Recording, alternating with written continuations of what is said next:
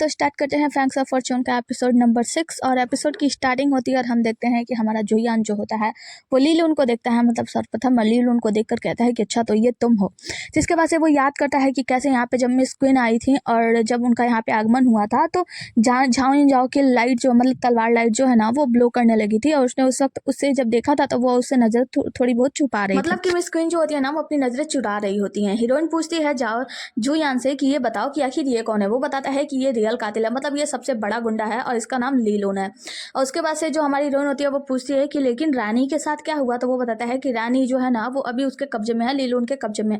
यहाँ पे हम शैतानों मतलब दानवों में एक ऐसी खास बात होती है कि अगर कोई शैतान हमसे ज्यादा ताकतवर है तो वो हमें अपने कब्जे में कर सकता है, यानी बोले तो हिप्नोटाइज कर सकता है। उसके बाद से हम देखते हैं कि ली लून जो होता है ना वो बताना शुरू करता है और कहता है कि जुयान मेरे प्यारे दोस्त, अब मैं तुम्हारे बारे में कुछ बताना चाहता हूँ और मैं तुम्हें बता दूं कि जुयान तुमने ये जो दोस्त बनाया है ना ये तुम्हारे दोस्त बहुत ही ज्यादा बेकार हैं, ये किसी काम के नहीं है। तुमने इंसानों से जैसे जाके दोस्ती की लेकिन ये किसी काम के नहीं है। और हाँ, मैं बताना चाहता हूँ और आपको मैं जानता हूँ कि तुम जो हो वो बाईजी देवी को अपनी बहन मानते थे, मतलब तुम उनके साथ रहा करते थे मास्क में और उस वक्त उनका नाम जाओ वानियर था और उन्होंने तुम्हारा नाम जाओ यूचैंग रखा था, मतलब उस वक्त भी तुम ही थे।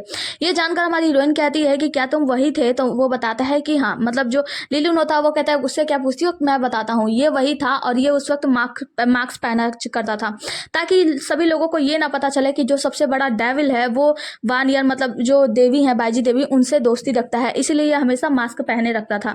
जिसके बाद से वो बताता है हमारे मतलब जाओ यूचेंग को कहता है कि जाओ यूचेंग तुमने ऐसे व्यक्ति से दोस्ती किया, मतलब ऐसे डेविल से दोस्ती किया है जिसने तुम्हारे पिता और तुम्हारे भाई की हत्या की है। क्या तुम्हें नहीं लगता कि तुम्हें उसकी हत्या कर देना चाहिए, तुम्हें उसे मार देना चाहिए। जाओ यूचेंग कहता है कि हाँ बिल्कुल, मुझे भी उसे मार देना चाहिए। ली लून कहता है कि ठीक है तो तुम उसे मार डालो, अगर तुम नहीं कर सकते तो ठीक है आओ मैं तुम्हारी मदद करता हूँ। जिसके बाद से जाओ यूचेंग उसकी तरफ जाता है और तलवार निकालता है। जैसे वो तलवार निकाल कर ली लून के ऊपर हमला करने जाता है, हम देखते हैं जो रानी होता है ना वो उसके हमले को मतलब वो रोक देता है और उसके बाद से ली लून की तरफ लड़ने के लिए चला जाता है। ली लून कहता है कि तुम इंसान ना हमेशा झूठ बोलते हो, मतलब तुम लोग किसी काम के नहीं होते हो। देखो इस वक्त भी तुमने मुझे धोखा ही दिया, तुम्हें जुयान को मारना चाहिए क्योंकि उसने तुम्हारे पिता और भाई को मारा है और तुम मुझे ही मारने के लिए चले आए। झाओ यूचेंग जो होता है वो कहता है कि हाँ मैं झाओ मतलब जुयान को जरूर मारूंगा, उसे तो मारना मतलब एकदम है ही, लेकिन उससे पहले तुम्हारे जैसे शैतानों का खात्मा होना भी बहुत जरूरी है। ली लून मैं तुम्हें नहीं छोड़ूंगा। ली लून कहता है कि बाईजी देवी यानी वेनजियाओ, क्या तुम्हें नहीं जानना कि जो 22 टोकन है वो कहाँ है। वो कहती है क्या तुम्हें पता है 22 टोकन कहाँ है। तो ली लून कहता है कि हाँ, क्योंकि मैं तुम्हारे सपने में गया था, तुम्हें अपने सपने में शायद सही से सभी कुछ याद नहीं आया। तो हमारी जो बाईजी देवी होती है यानी वेनजियाओ जो होती है ना वो पहले याद करने की कोशिश करती है। वो कहती है कि बताओ कि 22 टोकन कहाँ है। वो ली लून कहता है कि वो तुम्हारे पास है, क्योंकि मैं ही इकलौता वो व्यक्ति था जिसने 22 टोकन को जाते हुए देखा था और मैंने देखा था कि उसका एक टुकड़ा तुम्हारे पास है और दूसरा। तो वेनजियाओ कहती है कि दूसरा कहाँ है। वो कहता है कि देखो मैं तुम्हें नहीं बताना चाहता, इसीलिए मैं चाहता हूँ कि तुम मुझे 22 टोकन का वो टुकड़ा दे दो। और उसके बाद से जो हमारा हीरो होता है जुयान वो कहता है कि देखो ली लून तुम्हारा बहुत हो गया। ली लून कहता है कि अगर तुम्हें लगता है बहुत हो गया ना तो देखो अब बहुत हो गया क्या कहते हैं। जिसके बाद से वो अपने जादू का इस्तेमाल करता है और कुछ शक्तियां मतलब उससे कुछ जादू वादू होता है और वो जो होता है जादू ना ये हमारे झाओ यूचेंग पे होता है। झाओ यूचेंग जो होता है उसके बस में आ जाता है और वो अचानक से मतलब पानी में गिर जाता है और फिर जब वो पानी से उठता है मतलब दूसरी तरफ जब उसकी आंख खुलती है तो वो देखता है सामने अपने भाई को। मतलब उसका भाई जो है उसको कह रहा होता है कि क्या तुम समारोह की पूरी तैयारी कर चुके हो, उसमें समारोह में तुम्हें पार्ट लेना है। तो इसका भाई यानी झाओ यूचेंग ही होता है। तो झाओ यूचेंग कहता है कि देखो भाई मैं उस समारोह में पार्ट नहीं लेना चाहता, मैं आपका और पिताजी का मदद करना चाहता हूँ कि कैसे मैं शैतानों को पकड़ूंगा। तो उसका भाई मजाक करते हुए कहता है कि भूल गए क्या, तुमने सपने में देखा था कि तुम दानव बन गए हो। झाओ यूचेंग कहता है कि भाई आप अभी भी मेरे उस बचपन के सपने को लेकर बैठे हुए हैं। ये लोग प्यार वाली बातें कर रहे होते हैं, अपनी दुखड़ा उखड़ा सुना रहे होते हैं। तभी हम देखते हैं कि पीछे से हमारा हीरो जुयान वहाँ पे आता है और वो कत्ल कर देता है झाओ यूचेंग के भाई का। ये सारी चीजें यहाँ पे झाओ यूचेंग को याद आ रही होती है और ये धीरे धीरे करके ली लून के बस में होता जा रहा होता है और वो याद करता है कि कैसे जुयान ने मेरे भाई का कत्ल कर दिया। जिसके बाद से वो उसका कत्ल करने के लिए मतलब जुयान का कत्ल करने के लिए उसके सामने बढ़ता है और ये दोनों में बेहद लड़ाई होती है झाओ यूचेंग में और जुयान में। यहाँ पे जुयान जो होता है ना उससे बचाव करने का प्रयास कर रहा होता है, उसे समझाने का प्रयास कर रहा होता है, लेकिन झाओ यूचेंग को तो होश ही नहीं आ रहा होता। जिसके बाद हम देखते हैं ली लून जो होता है वो कहता है कि अब तुम मुझे नहीं बचा सकते। और दूसरी तरफ हम देखते हैं एक आवाज आती है और झाओ यूचेंग की आंख यहाँ पे खुलती है तो वो अपने सामने क्या देखता है कि कैसे जुयान वेनजियाओ को भी मारने का प्रयास कर रहा है, मतलब उसका गला दबा रहा है, उसे जान से मार रहा है। और वेन जियायो यहाँ पे मर जाती है और जो जुयान है वो उसे बस देखकर मुस्कुरा रहा होता है, मतलब उसकी लाश को देखकर मुस्कुरा रहा होता है कि देखो मैंने इसे भी मार दिया और तुमने कुछ नहीं कर पाए। झाओ यीचेंग जो होता है उसे बहुत ज़्यादा गुस्सा आता है और वो जुयान के ऊपर हमला कर देता है। अब इन दोनों की बेहद लड़ाई हो रही होती है और झाओ यीचेंग जो होता है वो पूरी तरीके से ली लुन के बस में आ गया होता है। ली लुन जो होता है वो कहता है कि जुयान अब तुम इसे बस से बाहर, मतलब इस सपने से बाहर नहीं निकाल सकते, क्योंकि वो उस सपने में ऐसे फंसा हुआ है कि उसे असलियत और मतलब गलत के बारे में कुछ पता भी नहीं है, इसीलिए वो तुम्हें मार डालेगा। जिसके वजह से जुयान जो होता है वो अपने शक्तियों का इस्तेमाल करता है, उसके तलवार में कुछ जादू वादू करता है और कहता है कि ऐसा है तो फिर ठीक है, अगर मैं तुम्हारा सपना हूँ यीचेंग, मैं तुम्हारा सपना हूँ, बुरा सपना हूँ तो ठीक है, तो फिर तुम मुझे ही मार डालो। और वो अपने तलवार से अपने सीने में डाल देता है, मतलब अपना सीना घोंप लेता है। जुयान के सीने में तलवार पड़ते ही जो मतलब झाओ यीचेंग होता है उसे थोड़ा सा होश आता है, मतलब वो कहता है कि अगर मैं तुम्हारा बुरा सपना हो तो तुम मुझे मार डालोगे, तो इस सपने से बाहर आओगे ना। उसे मारने के बाद भी जो यीचेंग होता है वो बाहर नहीं आ पाता सपने से, तो कहता है कि मेरा सपना, बुरे सपने तुम नहीं हो बल्कि मेरा बुरा सपना मैं ही हूँ। मैं ही बार बार उस सपने से भाग रहा था, मैंने उस सपने में अपने भाई को देखा जिसका कत्ल हो गया, और मैं उस सपने को बस सही नहीं मानना चाहता था और मैं उस सपने से बार बार भाग रहा था। ये सब कुछ याद करके वो जो तलवार होता है ना वो अपने अंदर ही, यानी झाओ यीचेंग जो होता है अपने अंदर ही वो तलवार घोंप लेता है और अचानक से वो उस सपने के बाहर आ जाता है। जब वो बाहर आता है तो देखता है कि ली लुन जो है ना वो वेन जियायो को मारने के लिए आया होता है। अब जुयान और झाओ यीचेंग ये दोनों लोग मिलकर ली लुन के ऊपर हमला करते हैं, लेकिन रैन ही बीच में आ जाता है उनकी लड़ाई रोकने के लिए। लेकिन जुयान जो होता है वो उसे तुरंत उसके जादू से आजाद कर देता है रानी को, और हम देखते हैं कि ये लोग जो होते हैं ना जैसे ही ली लुन को मारने जाते हैं, ली लुन वहां से गायब हो जाता है और वहां पे मिस क्वीन आ जाती है। मिस क्वीन को बचाने के लिए रानी सामने आ जाता है और रानी को तलवार लग जाती है। मिस क्वीन जो होती है वो रियल वाली हो गई होती है क्योंकि उनके शरीर से निकल गया होता है ली लैंड। झाओ यीचेंग और बाकी सबको पछतावा तो होता है, लेकिन अब किया भी क्या जा सकता है। हम देखते हैं कि जो रानी होता है वो मरने वाला होता है और मिस क्वीन भी उसे बचाने का कोशिश कर रही होती है, लेकिन उनके भी मुंह से खून की उल्टी होने लगती है। दूसरी तरफ हम ली लुन को देखते हैं, ली लुन यहाँ से भाग गया होता है, उसके मुंह से भी खून की उल्टी हो रही होती है। अब यहाँ पे रैन ई और मिस क्वीन ये दोनों लोग बेहोश हो जाते हैं और जो हमारा हीरो जुयान होता है वो बताता है कि जो मिस क्वीन है उसके अंदर जब ली लुन आया था तो उसकी शक्तियों की वजह से मिस क्वीन का जो इंटरनल ऑर्गन है वो पूरी तरीके से खराब हो चुका है, मतलब अब ये जल्दी मर जाएंगी। जिसके वजह से हम ली लुन को देखते हैं, ली लुन जो होता है वो कहता है कि जुयान मैं तुम्हें नहीं छोड़ूंगा। सीन का तो हमें लव बर्ड्स को दिखाया जाता है, यानी रानी और मिस क्वीन। मिस क्वीन बताते हैं कि क्या तुम्हें याद है जब पहली बार तुम मुझसे मिले थे मैं बहुत ज्यादा बीमार थी, उस वक्त तुम डॉक्टर बन के आए थे। तुम्हें पता है तुमने उस वक्त अपने चेहरे पर मास्क लगाया था, लेकिन फिर भी जब तुम मेरे पास बैठे ना मैंने तुम्हारी आंखें देखी और मुझे तुम्हारी आंखें ऐसे सागर की झीलों की तरह लग रही जिसमें इंसान डूब जाए। रानी कहता है कि वो हमारी पहली मुलाकात नहीं थी। तुम्हें याद है एक बार तुम रात के समय यही नदी के किनारे बैठकर कुछ किताबें वगैरह पढ़ रही थी और उस वक्त एक व्यक्ति जो बहुत ही ज़्यादा घायल था वहाँ से गुजर रहा था। जब तुम उस वक्त आई वहाँ पे देखने के लिए, मदद के लिए, उस वक्त मैं एक मछली बन चुका था और तुमने मुझे उठाकर पानी में डाल दिया था। उस वक्त मैंने अपनी आंखें खोलकर तुम्हें आखिरी मतलब उस समय देखा था, उसी समय तुम्हें मैंने अपने दिल में बसा लिया था। जिसके बाद से मैं तुम्हारे साथ तुम्हारे पॉइंट में था और तुमने मुझसे कहा था कि तुम यहाँ से जब बाहर जा सकते हो तो तुम यहाँ पे क्यों हो, तुम यहाँ पे मेरे साथ कैद हो इस जेल में और मैं आज़ादी चाहती हूँ और तुम फिर भी मेरे साथ हो।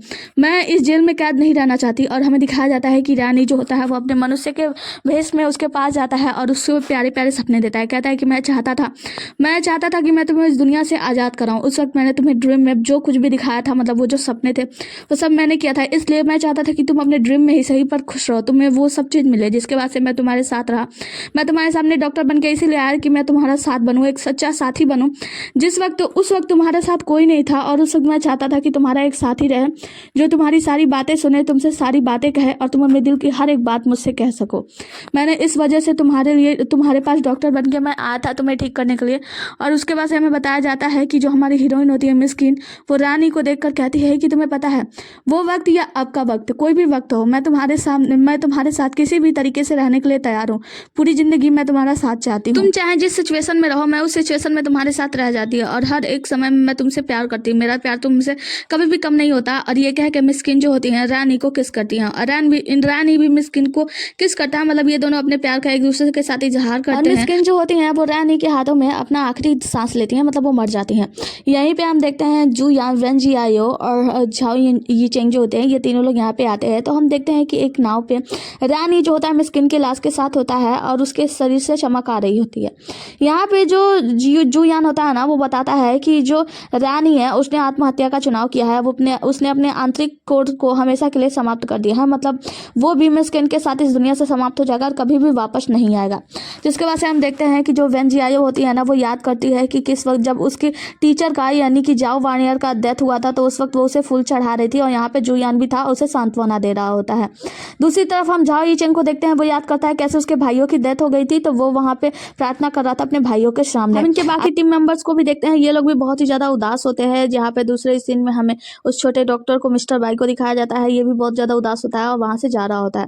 अगले इस सीन में हम देखते हैं कि जो वेन जियाओ होती है ना, वो याद करती है कि कैसे जुयान ने उससे वादा किया था कि तुम चिंता मत करो, मैं हूं ना तुम्हारे साथ। जुयान बताता है कि कैसे 22 देवी यानी जाओ वानियर जो थी उसे बताया करती थी कि देखो तुम चिंता मत करो जुयान, तुम्हारे लिए कोई ऐसा व्यक्ति होगा जो तुम्हारे जीवन में आएगा और तुम्हारा जीवन ही बदल जाएगा, मतलब तुम हमेशा जीवित रहना चाहोगे। जुयान जो है ना ये सारी बातें वेन जियाओ को बता रहा होता है, सांत्वना दे रहा होता है कि देखो तुम्हें चिंता करने की आवश्यकता नहीं है। हाँ, ये सब कुछ परमानेंट है, कोई भी व्यक्ति जब दुनिया में आता है तो उसे एक न एक दिन तो मरना ही होता है। ये सारी बातें वो वेन जियाओ को समझा रहा होता है। यहाँ पे हम देखते हैं कि अगले सीन में जो हमारा छोटा डॉक्टर मिस्टर बाई होता है ना, वो बहुत ज्यादा उदास हो रहा होता है। तभी एक आदमी आकर बताता है कि जो जुयान है और जो तुम्हारे बाकी के साथी हैं वेन जियाओ, झाओ यीचेंग, उन सभी ने असली कातिल का पता लगा लिया है, मतलब असली कल्पेट को ढूंढ लिया है लील उनको। अब तुम लोगों की जान बच गई है, अब राजा तुम लोग की जान नहीं लेने वाले हैं। ये सुनकर मिस्टर बाई बहुत ही ज्यादा खुश रहते हैं, मतलब छोटा बच्चा बहुत ज्यादा खुश हो जाता है, खुशी से वहां से जाने लगता है और पानी में गिर जाता है। यहाँ पे उसकी सारी दवाइयां बिखर जाती है। तो जो व्यक्ति होता है वहां पे वो कहता है कि आप इतनी सारी दवाइयां अपने साथ लेकर क्यों घूम रहे थे। आगे की सीन में जुयान जो होता है वो वेन जियाओ से कहता है कि हालांकि हमने असली कल्पेट यानी लील उनको ढूंढ दिया, लेकिन हम रानी को नहीं बचा पाए। तो यहाँ पे हमारी हीरोइन वेन जियाओ जो होती है वो कहती है कि इससे फर्क नहीं पड़ता कि हमने उसे बचाया या नहीं बचाया, लेकिन आखिर में उसका आखिरी समय तो अच्छा बीता, मतलब खुश था वो, हैप्पी था वो। तो हमारा हीरो जुयान जो होता है वो कहता है कि तुम्हें ऐसा क्यों लगता है, तुम मनुष्य को ऐसा क्यों लगता है कि खुश होना ही बहुत बड़ी बात है, क्योंकि हमारे दानवों में कुछ ऐसे लोग होते हैं जो बिना किसी आंसू के पूरी जिंदगी जीते हैं और लास्ट में मर जाते हैं। लेकिन उन लोगों के मतलब सभी के लिए ना जितने भी जो वो मोमेंट होते हैं वो सब कुछ बहुत ही ज़्यादा इंपॉर्टेंट होते हैं। लाइफ में सैड होना भी बहुत आवश्यकता है, मतलब वो क्या बोलते हैं, चिंता करना भी बहुत आवश्यक है, साथ में गुस्सा करना भी बहुत आवश्यक है। हैप्पीनेस जरूरी है, लेकिन ये इतनी भी ज़्यादा जरूरी नहीं है जितना तुम मनुष्य को लगता है। तो हमारी हीरोइन वेन जियाओ जो होती है वो कहती है कि क्या तुम सच कह रहे हो, तो तुम एक बात बताओ, तुमने अपना वादा क्यों नहीं निभाया। जुयान कहता है कि वादा, कौन सा वादा नहीं निभाया हमने। तो वेन जियाओ कहती है कि वही वादा जो तुमने कहा था कि तुम मेरे साथ वापस जरूर आओगे। और वो याद करते हुए, मतलब ये दोनों याद करते हैं कि कैसे तियांडी शहर में लेकर अपने गोद में, मतलब जुयान लेकर आ रहा था। तो हमारी हीरोइन ने वेन जियाओ ने पूछा था कि आखिर हम कहाँ जा रहे हैं, तो जुयान बताता है कि हम तियांडी शहर जा रहे हैं। वेन जियाओ कहती है कि तुम मेरे साथ चलोगे ना, तो जुयान कहता है कि हाँ, मैं तुमसे वादा करता हूँ और मैं तुम्हारे साथ जरूर आऊंगा। जिसके बाद से हम देखते हैं कि जो जुयान होता है वो कहता है कि तुम ठीक तो हो ना। वेन जियाओ की हालत थोड़ी सी खराब होने लगती है, तो वेन जियाओ कहती है कि हाँ मैं ठीक हूँ, क्या ये चिंता करना भी ज्यादा आवश्यक है। तो वो कहता है कि हाँ, मतलब वो तो आवश्यक है। तो वो कहती है कि ठीक है, फिर अगर ऐसी बात है तो हम देखते हैं कि जुयान जो होता है ना वो उससे बातें कर ही रहा होता है। वेन जियाओ कहती है कि आखिर तुमने अपना वादा क्यों नहीं निभाया, क्या तुम नहीं बताओगे। जुयान कहता है कि कौन सा वादा। वो कहते हैं कि वही जब तुमने मुझसे वादा किया था कि तुम मुझे तियांडी शहर में मेरे साथ जरूर आओगे। तो वो कहता है कि मैंने वादा निभाया नहीं, और वो याद करता है कि कैसे उसने उससे वादा किया था। जुयान कहता है कि देर से सही, लेकिन मैं तुम्हारे पास आया तो सही। तो वो कहती है कि अगर तुम आए तो उसी वक्त तुमने मुझे क्यों नहीं बताया कि तुम वही हो जो, मतलब मेरे लिए तुम आए हो। और वो सारी बातें याद करती है कि कैसे जब वो यहाँ पे आया था वगैरह वगैरह। जुयान कहता है कि उस वक्त मैंने सोचा कि शायद तुम्हें बताना ये सब कुछ इंपॉर्टेंट नहीं है। तो वेन जियाओ जो होती है उससे बात कर ही रही होती है, तभी हम देखते हैं जुयान जो होता है ना वो बेहोश होने लगता है, यानी कि बेहोश हो जाता है, और वेन जियाओ उसे होश में लाने का कोशिश कर रही होती है। आगे हम देखते हैं कि जो जुयान होता है ना उसे होश आता है, और जब जुयान को होश आता है तो वो देखते हैं वेन जियाओ जो होती है वहीं पे सोई होती है, तो उसके सर पे सहलाने लगता है। जिसके वजह से वेन जियाओ की आँख खुलती है और कहती है कि जुयान तुम ठीक तो हो ना। वो कहता है कि हाँ मैं ठीक हूँ, बस बहुत ज़्यादा दर्द हो रहा है, और मुझे लगता है कि झाओ यीचेंग की जो तलवार है ना वो बहुत ज़्यादा शक्तिशाली हो गई है। झाओ यीचेंग वही साइड में सुन रहा होता है। वो कहता है हमारा हीरो जुयान की मुझे तो लगता है कि अब मैं मरने ही वाला हूँ, आखिरी समय आ गया है मेरा। तो हमारी हीरोइन वेन जियाओ जो होती है उसे उठाती है, बैठाती है, कहती है कि देखो तुम्हें चिंता करने की आवश्यकता नहीं है, और दूर से झाओ यीचेंग ये सब कुछ सुन रहा होता है। हमारा जो हीरो जुयान होता है ना वो वेन जियाओ के कंधे पे सर रखने वाला होता है, कहता है कि बहुत दर्द हो रहा है, अब लगता है कि आखिरी समय आ ही चुका है। तभी हम देखते हैं कि झाओ यीचेंग यहाँ पे आता है और कहता है कि हाँ अगर तुम्हें मरना ही है ना तो मेरे इधर उधर मरो, वेन जियाओ के बाहों में मरने की कोई आवश्यकता नहीं है। जुयान जो होता है वो कहता है कि झाओ यीचेंग मतलब तुम कितने ज्यादा वो मतलब रूट हो, हाँ मुझे पता है कि तुम्हें मारना है, मुझे ठीक है तुम मार लेना, तुम्हें चिंता करने की आवश्यकता नहीं है। झाओ कहता है कि वो सब छोड़ो, सबसे पहले ये बताओ कि आखिर तुमने मेरे भाई को और पिता को क्यों मारा। और ली लून क्या बता रहा था, ली लून ने कहा था कि तुम्हारे पास उस वक्त कोई रास्ता नहीं था, इसके वजह से तुमने मुझे मार दिया। क्या तुम इसके बारे में कुछ बताना चाहोगे। झाओ इचेंग जो मतलब हमारा हीरो जो जुयान होता है वो कहता है कि भाई अभी भी मैं मरने वाला हूँ, इस वक्त भी तुम्हें ये सब सूझ रहा है। और अपने सीने पे हाथ रख के कहता है बहुत दर्द हो रहा है। और जो हमारी हीरोइन जियायो होती है वो उसे देख रही होती है कि तुम ठीक तो हो ना, कहाँ दर्द हो रहा है। तभी हम देखते हैं कि जो झाओ इचेंग होता है वो उसकी चोरी पकड़ लेता है और कहता है कि बस करो नाटक करना, मतलब देखो तुम ये सब कुछ नाटक कर रहे हो, अब तुम मुझे सच सच बता दो कि तुमने मेरे भाई को और मेरे पिता को क्यों मारा था। आखिर कौन सा मतलब वो रास्ते की बात कर रहा था कि कोई रास्ता नहीं था इस वक्त, इसलिए तुमने मुझे मारा था, तो तुम सच बताओ। वैन जियायो जो होती है वो कहती है कि मुझे पता है कि ये सब कुछ क्यों हुआ था, क्योंकि शायद जो हमारा मतलब जुयान है उसे किसी ने बस में किया था, इसी की वजह से इसने मतलब ये किसी और के वश में था, किसी और के कंट्रोल में था, कंट्रोल किया गया था, इसीलिए तुम्हारे भाई की और पिता की इसने हत्या की थी।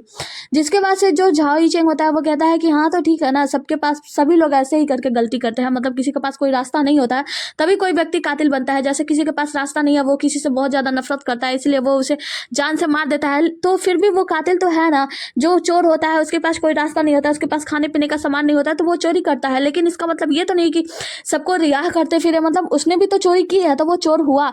इसका मतलब इसके पास कोई रास्ता नहीं था, ये किसी और के कंट्रोल में था, लेकिन फिर भी इसने ही कत्ल किया है, तो दोषी तो यही हुआ। ये सारी बातें ये बता रहा होता है, तो जुयान जो होता है वो कहता है कि हाँ तुम सही कह रहे हो, अगर ये बात है तो मैं सजा भुगतने के लिए तैयार हूँ, लेकिन अभी सही समय नहीं आया, जब सही समय आएगा ना जुओ इचेंग तो मैं तुम्हारे ही हाथों मरूंगा, जाओ तुम्हें चिंता करने की आवश्यकता नहीं है। जिसके वजह से हमारी हीरोइन जो वेन जियायो होती है वो कहती है कि सबसे पहले तो हमें मिस्टर पेई के पास जाना होगा और जाकर रिपोर्ट देना होगा कि कैसे हमने ली लून के बारे में मतलब बाकी सब कुछ कत्ल वत्ल के बारे में पता लगा लिया है, सारा रिपोर्ट देकर सारा क्लियरेंस लेना होगा। तो ये लोग कहते हैं कि हाँ ठीक है हमें चलना ही चाहिए। झाओ इचेंग जो होता है अपने तलवार जैसे इसके तरफ करता है, मतलब जुयान की तरफ करता है, उसकी तलवार की लाइट जलने लगती है और जो हमारा हीरो जुयान होता है बस वो उसकी शक्ल देख रहा होता है। इसी के साथ ये एपिसोड यहीं पर समाप्त होता है, मिलता है अगले एपिसोड में, तब तक के लिए बने रहिए हमारे साथ। Tata bye bye, take care. और हाँ मोबाइल बन के आ गया है, लेकिन फिर भी क्या बताऊँ, मतलब वो वीडियो का प्रोग्रेस नहीं हो रहा है, लोग लाइक नहीं कर रहे, इसलिए वीडियो बनाने का मन नहीं कर रहा है, एकदम सच बताती हूँ ठीक है। तो अगर वीडियो देखना है तो लाइक किया करो, अगर नहीं देखना है तो कोई बात नहीं। Okay bye.